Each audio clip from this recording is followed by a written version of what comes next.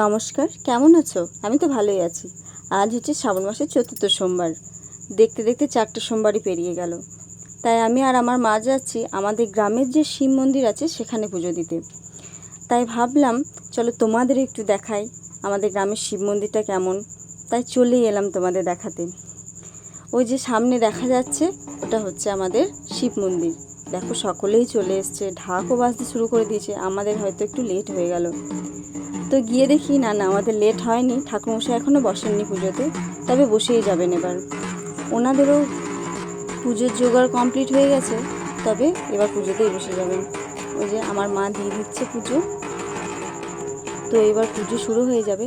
আর এখানে আমাদের মহাদেবের পুজো চৈত্র মাসে বড় করে হয়, কিন্তু এখন যে শ্রাবণ মাসের প্রথম সোমবার ও শেষ সোমবারটা গোটা গ্রাম মিলে পুজো দেওয়া হয়।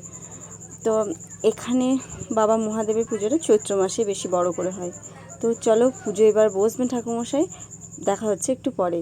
তো আমাদের পুজো হয়ে গেল, আমি আর মা যাচ্ছি বাড়িতে আমার যে ছোট্ট শিবলিঙ্গটা আছে সেখানে আমিও পুজো করব। তো তোমাদেরও দেখাবো আজ।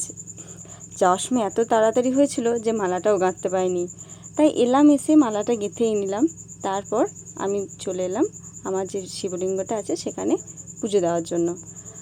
তো ভাবলাম তোমাদের একটু দেখাই কেমনভাবে আমি পুজোটা দিই, তোমরাও কেমনভাবে দাও একটু জানিও।